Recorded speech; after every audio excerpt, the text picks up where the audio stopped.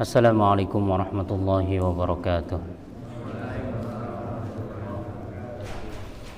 Alhamdulillahi rabbil alamin wa bihi nasta'inu ala umurid dunya waddin. Wassalatu wassalamu ala asyrafil anbiya'i wal mursalin wa ala alihi wa sahbihi ajma'in. Subhanaka la ilma lana illa ma 'allamtana innaka antal alimul hakim. Rabbi shrah li sadri wa yassir li amri wahlul 'uqdatam min lisani yafqahu qawli. Allahumma faqihna fid din wa 'allimna at-ta'wil wa habbibna ilal muslimin waj'alna lisana sidqin fil akhirin waj'alna min warathati jannatin na'im. Amma ba'du, alhamdulillah, pertama-tama tidak lupa kita memanjatkan rasa syukur kepada Allah Subhanahu wa taala atas nikmat yang diberikan kepada kita. Sore hari ini kita masih diberikan kesempatan dapat sama-sama hadir melaksanakan sholat asar secara berjamaah, dan kita akan melanjutkan kembali kajian kita dari kitab I'lamul Anam Syarah Bulughil Maram min Adillatil Ahkam, kitab yang membahas tentang hadis-hadis yang disusun berdasarkan pembahasan fikih. Terakhir kita membahas tentang apa terakhir? Air yang tidak najis. Air mengalir dan air yang tenang atau air yang tidak mengalir, air yang tergenang ya. Jadi kalau air itu mengalir, maka najis itu tidak berpengaruh. Sementara kalau air itu tergenang, maka dilihat. Kalau air itu sedikit, maka dia menjadi najis walaupun tidak berubah. Itu pendapat mazhab Imam Syafi'i. Menurut mazhab Imam Malik, kalau dia tidak mengalami perubahan, maka air sedikit pun dia tidak najis kalau terkena najis. Artinya kalau terkena najis tetapi tidak mempengaruhi warna, bau atau rasanya, maka dia dianggap tidak najis gitu ya. Tapi kalau mazhab Imam Syafi'i, kalaupun tidak terpengaruh, dia tetap najis, nah gitu ya. Karena sudah airnya itu sedikit dan terkena najis. Tapi kalau air banyak, maka ya, sama juga. Kalau mazhab Imam Syafi'i mengatakan air banyak itu kalau tidak berubah maka dia tidak najis, ya kan? Imam Malik ya apalagi yang sedikit aja tidak najis kok, apalagi banyak gitu ya. Tapi kalau air itu berubah banyak maupun sedikit, maka dia menjadi najis. Ya, air satu kolam tapi kemudian jadi kuning karena orang satu kolam itu, mohon maaf, kencing semua jadi najis dah, najis. Tapi kalau cuma satu orang, ya kan, apalagi nggak ketahuan lagi kan, kalian sering gitu kalau di kolam renang ya kan, pura-pura nyemplung tapi ternyata ya, buang air kecil. Tapi kan tidak mempengaruhi ya, kalau kolamnya besar kan tidak mempengaruhi itu, maka dia dianggap tidak najis ya. Oke, selanjutnya pembahasan tentang al-ightisal bi fadlil junub, mandi dari air lebihan orang yang junub. Air lebihan, maksudnya air lebihan ini seumpamanya nih, saya mandi ya kan, pakai air satu gentong besar, kemudian ketika mandi kan ada lebihannya, nah gitu. Air lebihannya ini boleh nggak dipakai untuk bersuci bagi orang lain, gitu ya. Maka kita baca hadisnya. Kira-kira boleh apa tidak? Boleh. Dalilnya apa? Nah, ini yang mau kita kaji. Boleh tidak boleh kan? Pikiran kita berarti. Nah, tapi dalilnya yang perlu kita ketahui. Oke, bismillahirrahmanirrahim. Hadis yang ke-7. Wa an rajulin sahaban nabiyya sallallahu alaihi wasallam qala. Dari seseorang yang pernah menjadi sahabat Nabi sallallahu alaihi wasallam, ya kan? Seringkali perawi itu disebutkan dari Abu Hurairah, ya kan? Dari Ibnu Abbas, dari Ibnu Umar, dari Abu Sa'id, ya, dari Aisyah, kan disebutkan nama-namanya. Yang populernya begitu. Tapi satu hadis ini agak unik karena perawinya itu enggak diketahui. Maka disebutkan dari salah seorang yang pernah ya, menjadi sahabat Nabi. Artinya dari salah seorang sahabat Nabi lah. Sudah beberapa kali kita singgung, sahabat Nabi itu ada 4 kriteria. Pertama, dia hidup bersama Nabi, ya, hidup sezaman. Yang kedua, pernah melihat, pernah berjumpa dengan Nabi, bukan dalam mimpi, tapi dalam nyata. Nah, gitu. Karena ada juga orang yang mungkin pernah bermimpi bertemu Nabi, tapi nggak pernah bermimpi, nggak pernah ketemu langsung, ya ada. Nah, gitu. Kemudian yang ketiga, dia beriman, berimannya di zaman Nabi itu, kan gitu ya. Ada orang sezaman dengan Nabi, melihat Nabi, tapi berimannya setelah Nabi meninggal, gitu. Ya mungkin pintu hidayah belum terbuka. Pas Nabi meninggal, baru kemudian dia beriman.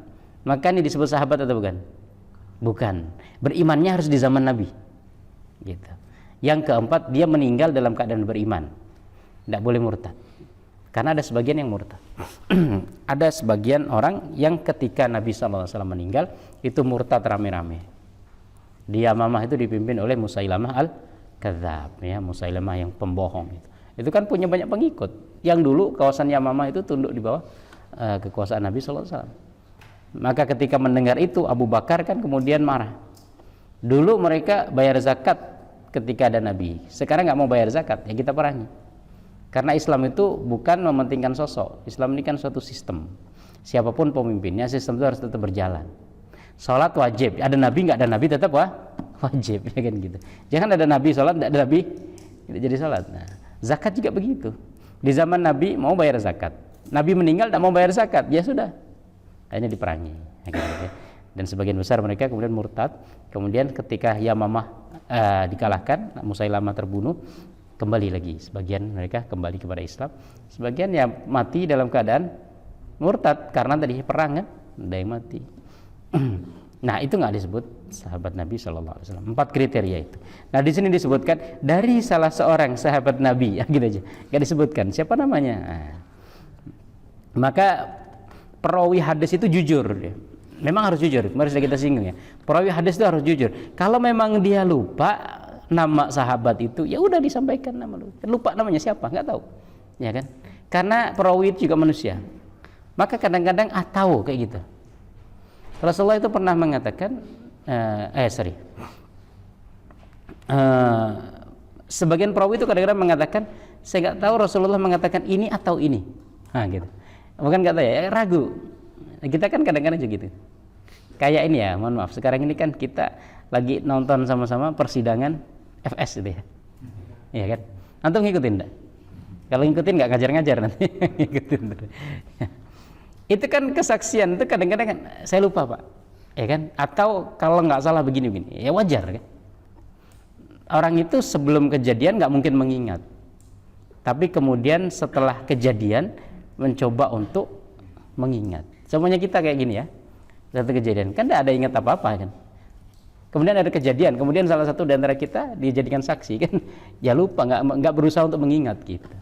Tapi kalau kejadian setelahnya baru kemudian kita berusaha untuk mengingat, baru kita ingat. Itu kan ketika sebelum kejadian orang kan nggak berusaha untuk mengingat kejadian itu. Pas kejadian ditanya akhirnya.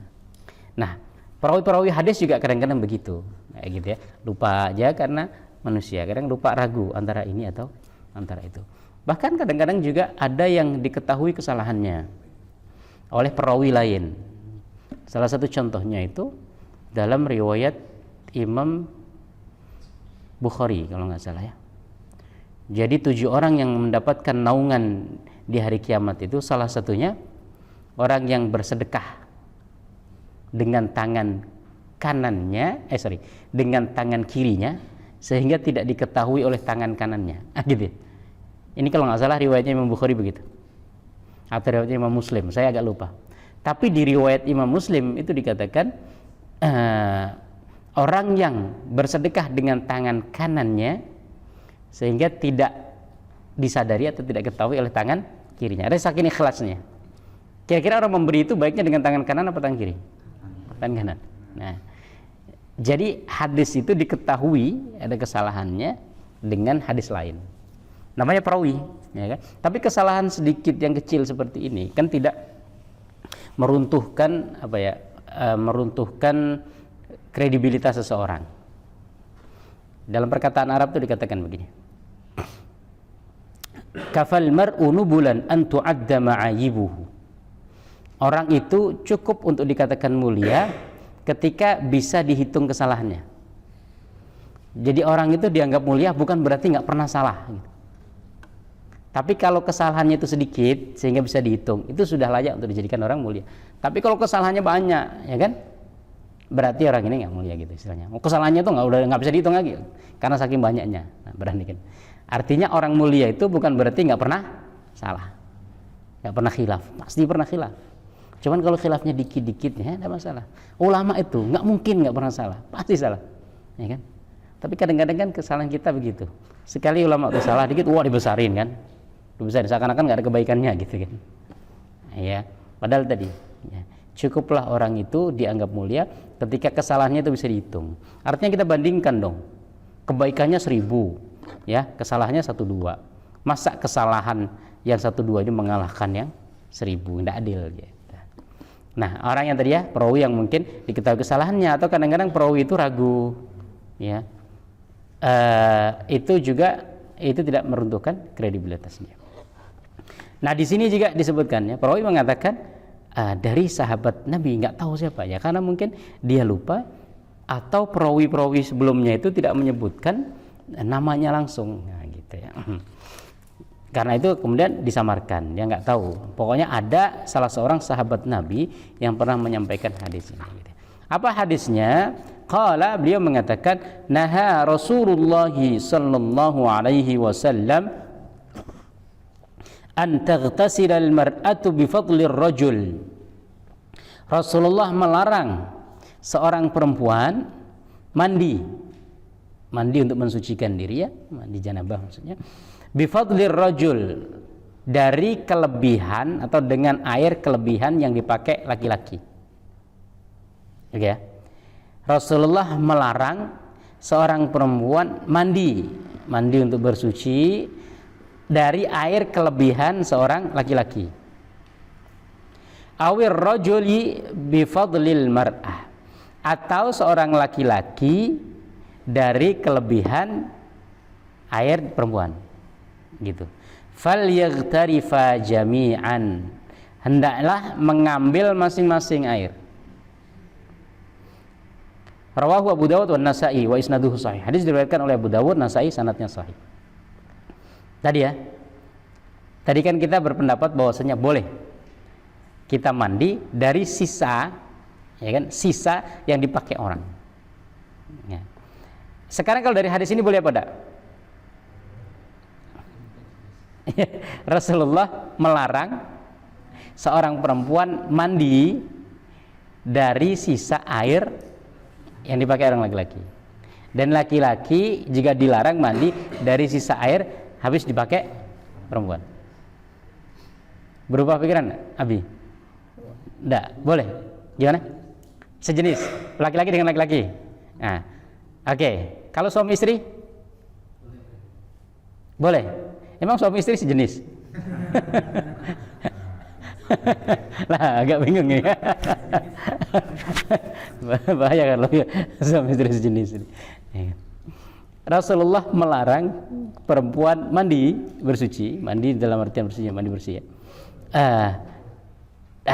Dari kelebihan air laki-laki, dan laki-laki dari kelebihan air perempuan. Oke, saya simpulkan aja sedikit. Kalau dari hadis ini maka tidak boleh. Artinya kalau seumpamanya, mohon maaf nih suami istri ya, yang sudah bersuami istri, seumpamanya istrinya mandi duluan, ya kan, habis berhubungan badan, istrinya mandi duluan, sisa air kan masih satu kolam tuh, masih ada di kolam ya. Boleh nggak dipakai sama suaminya? Berdasarkan hadis ini, tidak boleh. Maka duluan ya kan, siapa yang duluan yang terakhir nguras kolam gitu. Ini yang belum menikah, yang belum menikah jangan. Kalian kan sekos sejenis kan. Ini nggak usah rebutan gitu. Nah, berarti kalau dari hadis ini nggak boleh. Berarti habis dipakai suami nggak boleh dipakai istri. Habis dipakai istri nggak boleh dipakai suami. Oke. Nah, ini kesimpulan awal dari satu hadis. Hadis selanjutnya wa an Abdillah bin Abbas. Ya, hadis ini unik. Buku ini unik karena tadi dikumpulkan beberapa hadis yang kadang-kadang itu ya seperti bertentangan ya. Nanti kita simpulkan. Kemarin kan juga begitu ya. Beberapa hadis ada yang mengatakan boleh, tidak boleh. Kemudian nanti ya kesimpulannya kita coba untuk gabung. Kira-kira apa yang diinginkan oleh Nabi sallallahu alaihi wasallam. An Abdillah bin Abbas radhiyallahu anhuma, dari Abdullah bin Abbas radhiyallahu anhuma, anna Rasulullah sallallahu alaihi wasallam kana yaghtasilu bifadli Maimunah radhiyallahu anha. Diriwayatkan dari Abdullah bin Abbas radhiyallahu anhuma bahwa Rasulullah sallallahu alaihi wasallam mandi bersih, mandi jinabah dari air sisa dipakai oleh Maimunah. Maimunah salah satu istri Nabi. Jadi Rasulullah mandi dari air, ya kan, kelebihan yang dipakai oleh Maimunah. Akhrajahu Bukhari wa Ibnu Majah. Hadis diriwayatkan oleh akhrajahu Muslim. Diriwayatkan oleh Imam Muslim dan Imam Ibnu Majah. Hadisnya sahih. Dua-duanya sama-sama sahih. Kan? Kalau yang kedua, boleh apa enggak? Boleh. Nah, ini gimana nih? Makanya gitu ya. Kajian hadis itu penting gitu. Jadi selain kajian sanad, ya, kita perlu juga kajian matan. Ada ilmu hadis itu ada riwayah, ada dirayah. Riwayah itu tadi menghafal ya sanad-sanadnya, hafal hadisnya. Tapi ada dirayah. Dirayah itu memahami ya, memahami hadisnya itu. Kalau hanya sekedar menghafal bisa jadi. Tapi kalau dibenturkan dengan dua hadis seperti ini kan bingung juga. Ini mana yang benar, mana yang salah gitu. Nah, naudzubillah kalau sampai mengatakan Rasulullah ini melanggar apa yang diucapkan. Tadi kan Rasulullah mengatakan tidak boleh, loh Rasulullah ngelakuin sendiri. Nah, yang kita ambil yang mana? Atau gimana cara mengumpulkannya? Dan itu banyak hadis yang seperti itu. Rasulullah Shallallahu Alaihi Wasallam melarang kalau kalian buang air jangan membelakangi kiblat, jangan menghadap kiblat. Hendaklah serong ke kanan atau serong ke kiri. Ya, maksudnya ya kalau kiblat ke sini berarti ya ke sana buang air. Ternyata Rasulullah pernah dilihat oleh Abdullah bin Umar, beliau mohon maaf ya, buang air membelakangi kiblat, gitu, atau menghadap kiblat saya lupa. Nah gimana itu? Nah seperti itu, maka perlu pemahaman hadis. Jadi perlu ilmu dirayah namanya, ilmu memahami, mengkomparasikan hadis itu.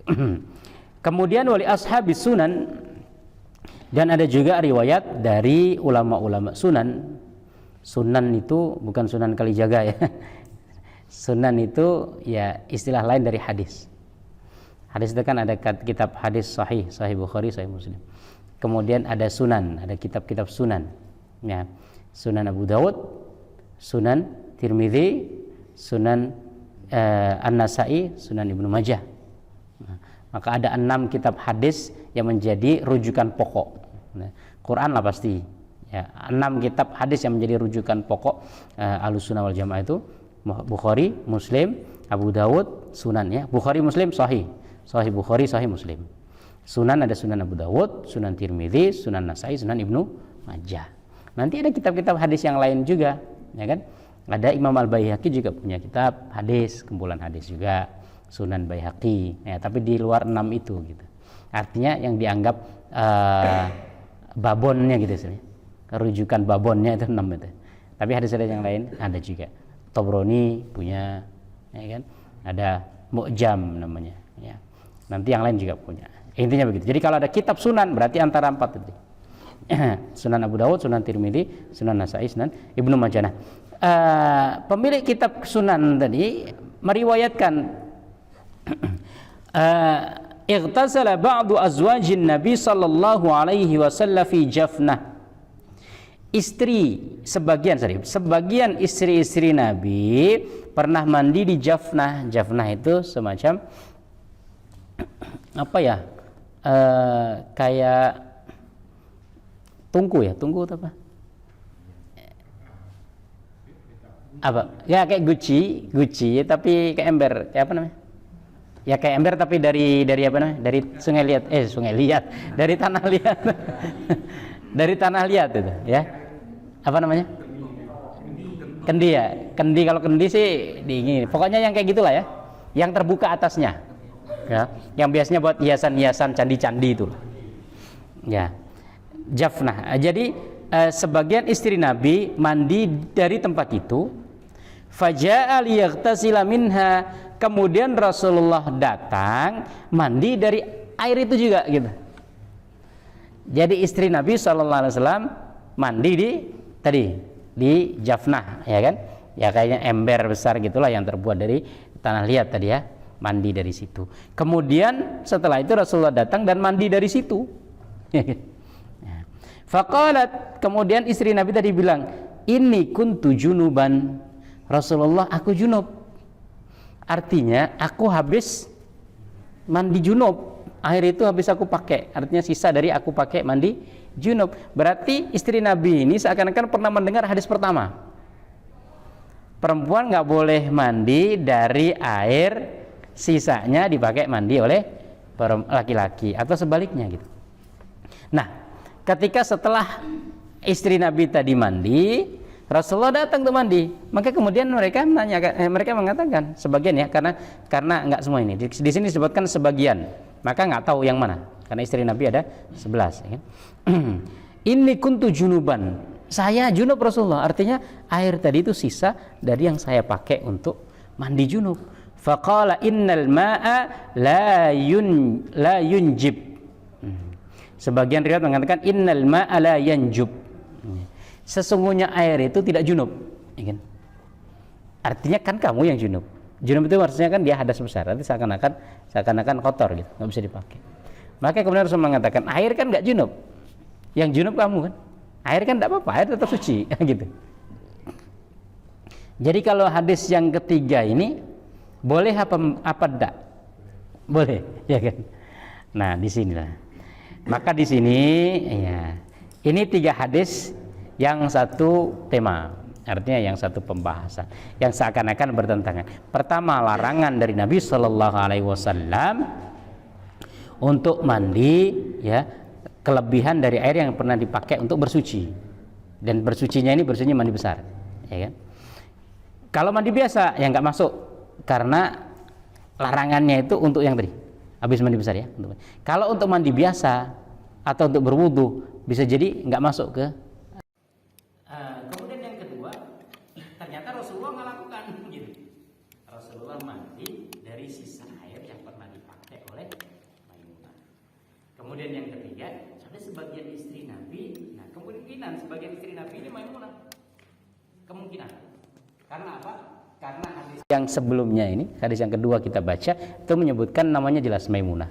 Cuman hadis yang ketiga ini hanya mengatakan ada sebagian istri Nabi itu mandi di suatu tempat, Jafnah tadi. Kemudian Rasulullah mandi, dikatakan Rasulullah saya habis junub. Rasulullah mengatakan air tidak junub. Siapa istri Nabi ini? Ya nggak tahu sih. Tapi kemungkinan ini adalah penafsiran dari hadis sebelumnya atau penguat hadis sebelumnya, yaitu Maimunah, akan gitu. Hadis satu mengatakan Maimunah, hadis satu mengatakan sebagian istri yang, oh bisa jadi itu maksudnya satu kejadian. Cuman perawi yang satu ingat namanya, perawi yang kedua tidak ingat namanya, akan gitu ya. Tapi bisa jadi juga 2 kejadian. Artinya hadis yang pertama dengan Maimunah, hadis yang kedua boleh jadi dengan istri yang lain. Nah, gitu. Untuk menunjukkan penguatan, ya, bahwasanya hal itu tidak masalah. Oke.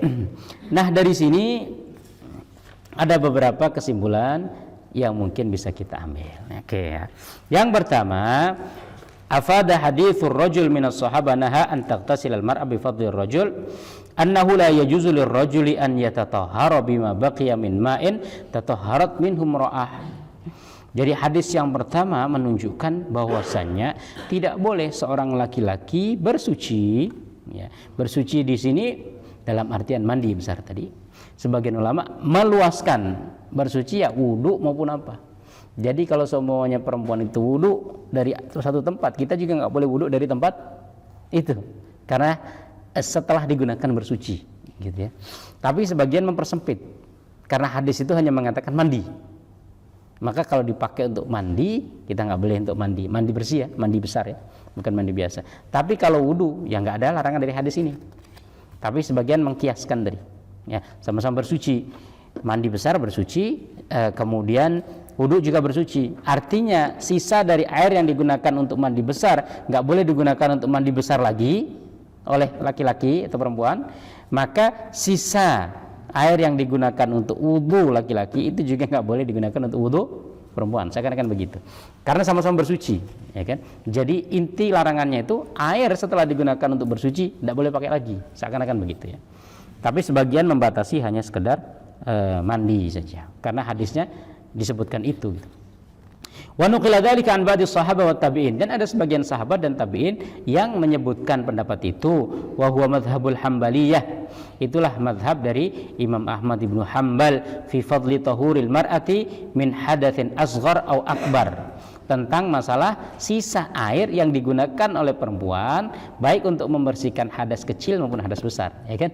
Kalau hadas kecil berarti wudu tadi kan, kalau hadas besar berarti ya mandi besar. Intinya air setelah digunakan untuk bersuci baik dari hadas besar maupun hadas kecil nggak boleh digunakan oleh lawan jenis. Udah, nah itu ya. Menurut mazhab menurut mazhab Imam Ahmad ibnu Hanbal. La tasihu tatahhur rajuli bihi min hadatsin asgharin au akbar. Nggak boleh. Afada hadits Ibnu Abbas fi ikhtisalihi sallallahu alaihi wasallam bi fadli Maimunah jawaza tatahhur rajul. Sementara hadis yang kedua riwayat Ibnu Abbas tadi menunjukkan ya gitu ya, bahwasanya boleh seorang laki-laki bersuci dari air sisa ya, air kelebihan yang dipakai oleh seorang perempuan, dan kebalikannya. Li'annahu lam yu'had fi syar'i tamyizur rijal 'anin nisa fi hadza. Karena laki-laki dan perempuan itu kan sama saja. Apa sih yang membedakan laki-laki dengan perempuan dalam masalah wudu?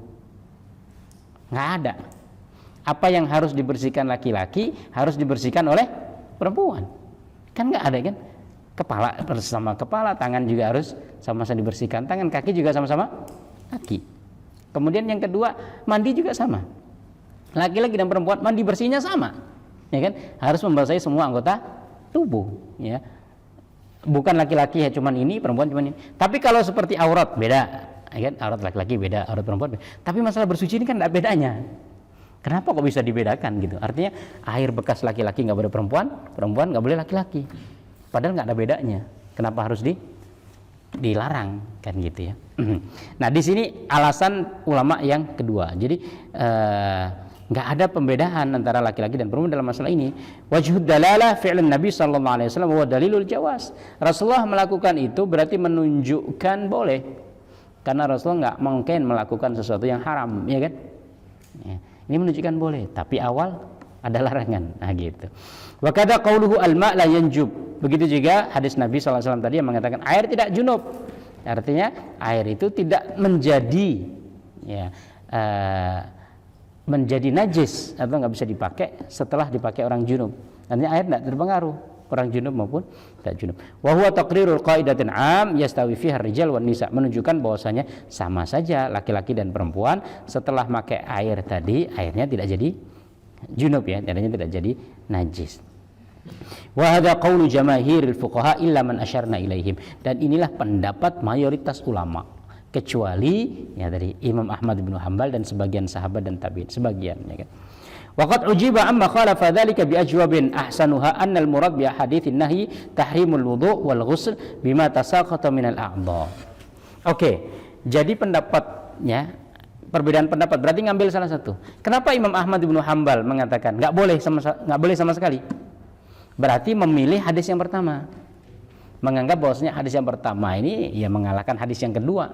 Gitu. Karena kalau ada perintah dan perbuatan Nabi, maka perintah itu didulukan. Gitu.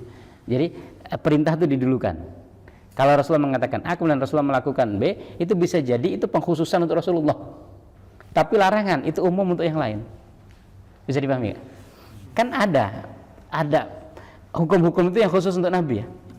Seperti contohnya apa?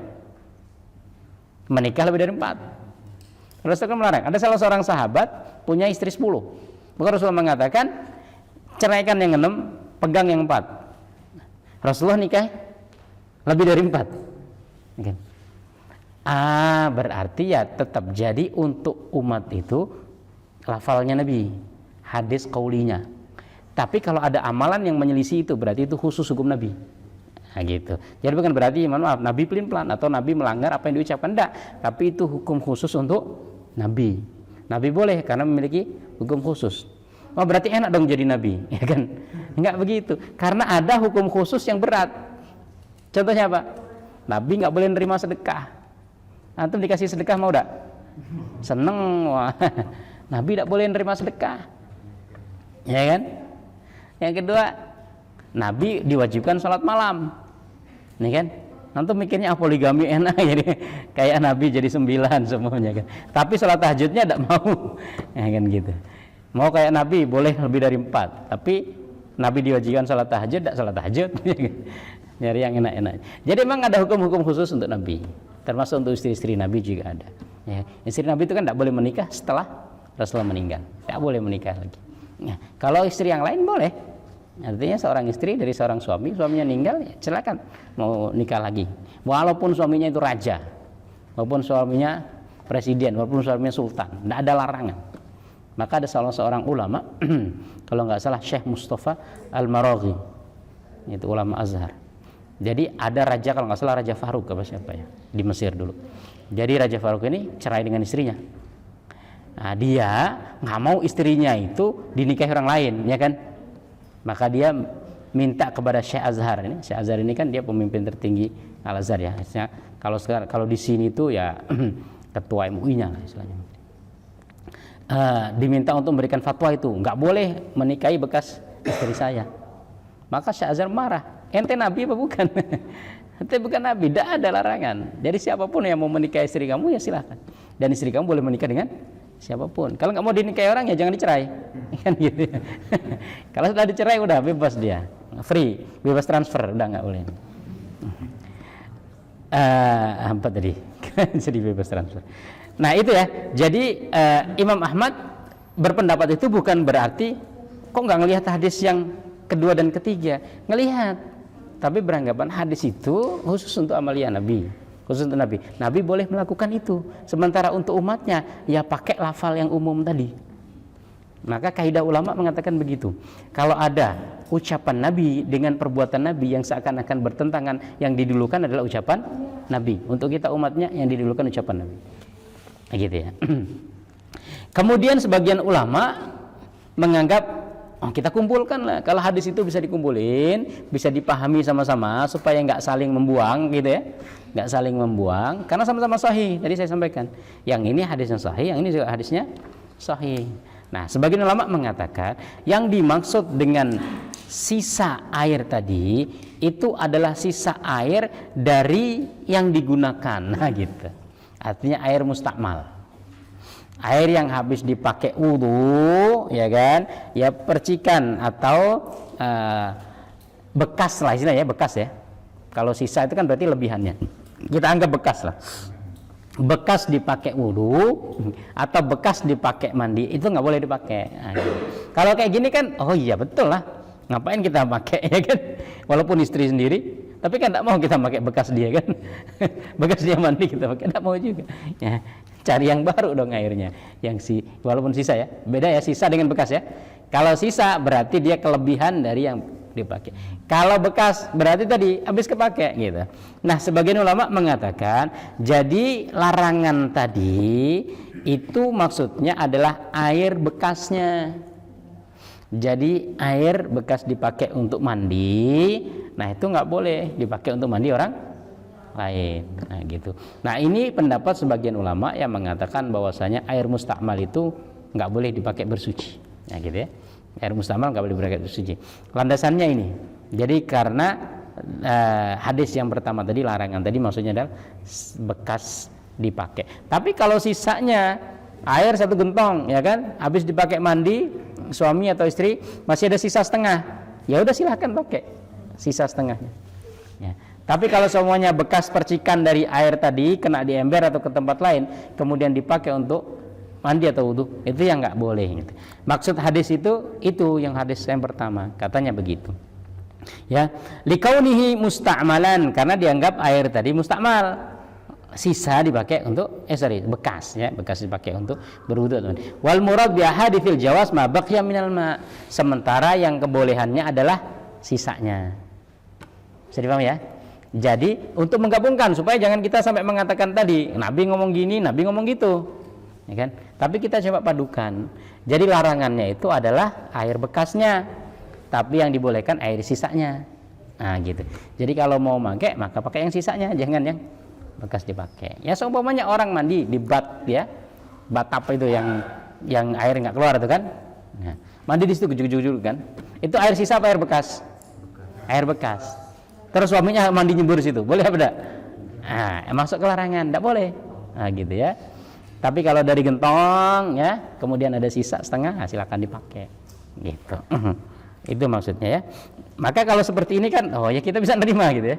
Kita bisa nerima. Itulah fungsinya ulama. Jadi memahamkan sesuatu yang susah dipahami oleh orang awam. Kalau kita kembali ke Quran dan hadis, antum bingung. Ya kan? Jadi kan ada yang kita kembali ke Quran hadis, betul, kembali ke Quran hadis. Tapi bisa paham enggak? Gitu. Dan kembali ke Quran tambah bingung, bacanya aja nggak bisa, ya kan? Apalagi memahaminya. Kembali ke hadis, waduh, kok hadis satu ngelarang, hadis satu akhirnya bingung juga. Tetap kembali ke ulama. Artinya tetap harus baca penjelasan-penjelasan ulama. Kembali ke Quran dan hadis tetap, tapi melalui jalur pemahaman ulama. Kalau memahami sendiri, ya tadi ya, bingung kita. Oke, terakhir, amma ijtima'ur rajul wal mar'ah 'alal wudu' awil ghusl min ina'in wahidin fajaizun. Kemudian kalau seorang laki-laki dan perempuan wudu atau mandi dari satu tempat itu juga boleh, muttafaqun alaihi la ikhtilafa fihi. Tidak ada larangan. Artinya begini ya. Mandi bareng. Boleh enggak suami istri mandi bareng? Boleh. Ya, ini belum punya istri kok boleh-boleh.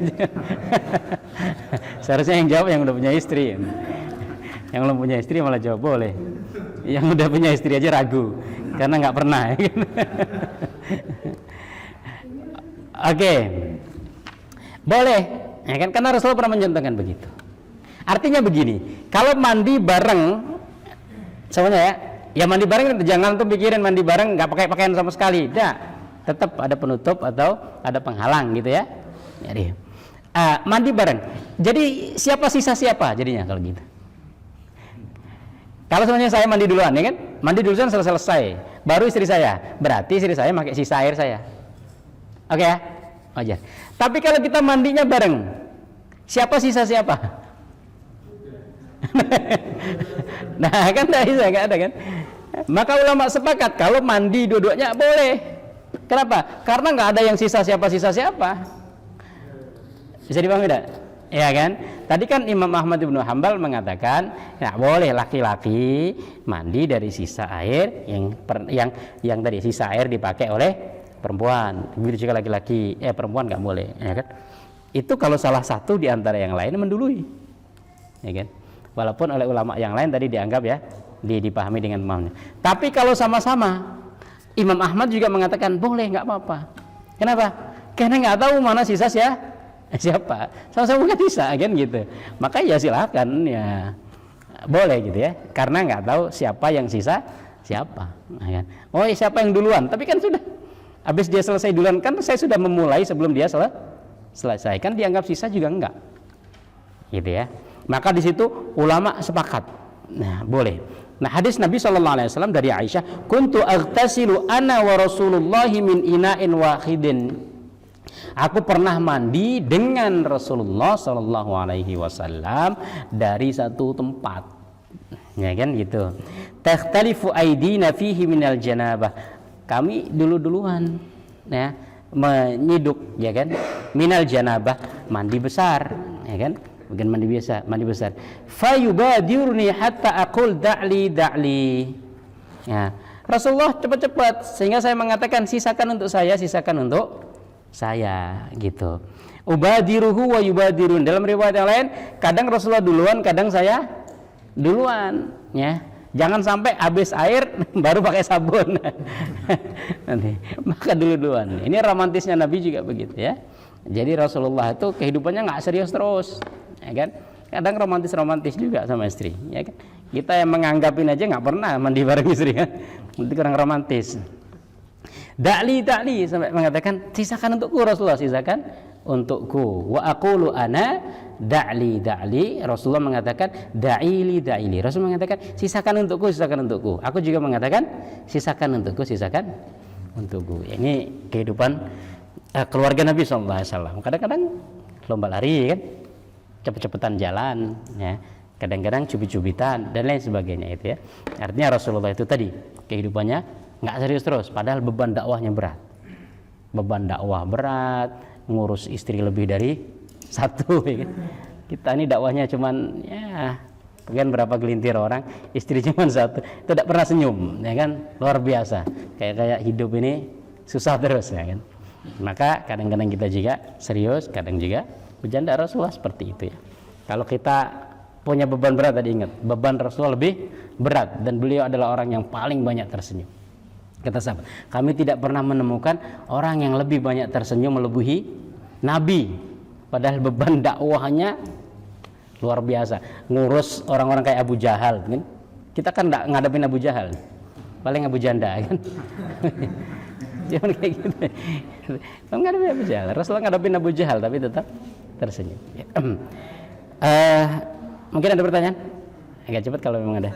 Ya, silakan. Pertanyaan terkait mustaqmal.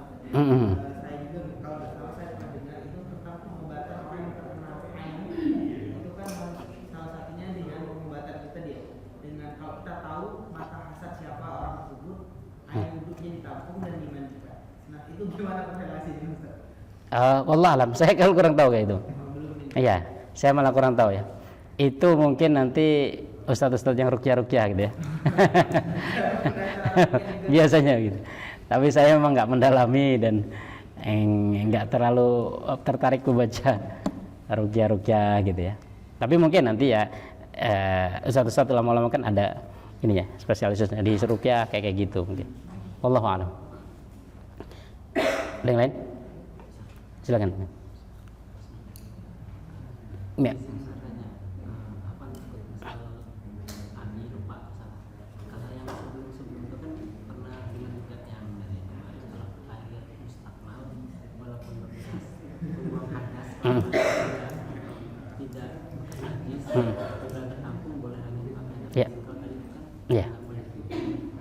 Ya, maka ini pendapat ulama. Jadi sebagian ulama mencoba untuk mensinkronkan dua hadis tadi. Mereka berpendapat air musta'mal itu tidak boleh dipakai. Ini yang menguatkan pendapat ulama yang mengatakan air musta'mal tidak boleh dipakai. Tapi ulama yang mengatakan air musta'mal tetap boleh dipakai, ya mereka nggak ngambil pendapat ini, nah, gitu ya. Artinya kadang-kadang satu hadis itu digunakan oleh ulama untuk menguatkan pendapatnya, nggak dipakai oleh ulama lain. Ulama lain ngambil hadis yang lain yang menguatkan pendapatnya. Tapi intinya mereka punya penguat, gitu ya. Yang mengatakan air musta'mal boleh dipakai. Kemarin sudah kita singgung ya. Ali itu pernah pakai ya untuk sebagian anggota wudhunya yang belum terkena air itu dari bekas air di rambut apa di mana itu digunakan. Nah, itu kan mereka pakai dalil itu. Kemudian dengan hadis ini mereka nggak menerima, gitu aja. Mereka nggak menerima pemahaman, bukan nggak menerima hadis, mereka nggak menerima pemahaman itu. Ya. Sehingga mereka memahami ya air itu bukan air mustakmalnya, ya. Tetapi tadi larangan dipahami dengan larangan yang lainnya. Kenapa nggak boleh maka ya itu tadi menurut Imam Ahmad ya memang nggak boleh pakai mustakmal, nggak boleh pakai kan gitu ya. Nah ini mengatakan itu air mustakmal maka nggak boleh dipakai. Ini bagi yang berpendapat air mustakmal nggak boleh dipakai. Yang berpendapat air mustakmal boleh dipakai ya mereka nggak setuju dengan pendapat itu kan gitu. Ada banyak hadis contohnya tentang ketika kita sholat Jumat ya, kemudian imam lagi khutbah, kita sholat 2 rakaat apa tidak? Kita baru datang ya kan? Kira-kira kita sholat tahiyatul masjid apa langsung duduk? Sholat tahiyatul masjid ya kan? Alasannya apa? Hadis Nabi SAW mengatakan apabila salah seorang di antara kalian masuk masjid maka hendaklah dia sholat 2 rakaat sebelum duduk. Oke ya? Imam Abu Hanifah nggak menerima ini. Kenapa? Hadis ini selain di khutbah Jumat. Kalau khutbah Jumat dia pakai hadisnya, jadi harus diam. Ya kan? Orang kan Allahu Akbar kan ngomong. Sami Allahu liman hamidah ngomong gitu. Maka Imam Abu Hanifah enggak. Ini hadis untuk selain khutbah Jumat. Kalau untuk khutbah Jumat saya enggak menerima ini. Ya, saya pakai hadis idza khatibal imamu 'alal mimbar fala yatakallam ahad. Kalau imam khutbah jangan ngomong-ngomong, dan salat itu bagian dari ngomong kan. Ya, salah diam be. Ya kan? Maka dalam mazhab Abu Hanifah kalau imam sudah khutbah duduk. Gitu. Kenapa? Ya tadi, ini kan ya kenapa kau duduk? Suruh apa? Suruh diam gitu. Nah, gimana dengan hadis Nabi? Hadis Nabi itu di luar ini, kan gitu. Tinggal gampang gitu. Hadis Nabi di luar ini. Ya kan? Sama seperti larangan salat setelah asar. Antum setelah asar seperti ini, salat apa enggak? Enggak. Tapi kalau ada jenazah antum salat enggak? Nah kan? Terus kenapa kalau ada jenazah salat? Salat jenazah nih, kita ada yang meninggal, tapi salat asar kita salat jenazah. Ustaz enggak boleh salat, ya kan? Enggak boleh salat itu selain salat jenazah, kan begitu larangannya. Enggak selain salat jenazah, artinya selain salat yang ada alasannya. Maka kemudian para ulama membolehkan orang habis asar kalau masuk masjid silahkan, enggak apa-apa. Salat 2 rakaat. Alasannya apa? Nah, salat jenazah boleh kok. Kenapa boleh salat jenazah? Karena ada alasan. Alasannya apa? Harus disegerakan. Nah, ini ada alasan juga. Alasannya apa? Alasannya masuk masjid. Kan gitu. Ada hadis Nabi ya gitu. Maka tinggal mana dipakai. Jadi ulama ini memahami ini, ulama ini memahami gitu. Wallahu alam. Gini-gitu. Oke ya. Saya rasa cukup mungkin karena sudah jam 4 lebih ya kan. Itu saja yang mungkin bisa kita kaji untuk kesempatan sore hari ini. Mudah-mudahan ada manfaatnya. Aqulu qouli hadza wa astaghfirullahal azim li wa lakum. Wassalamualaikum warahmatullahi wabarakatuh.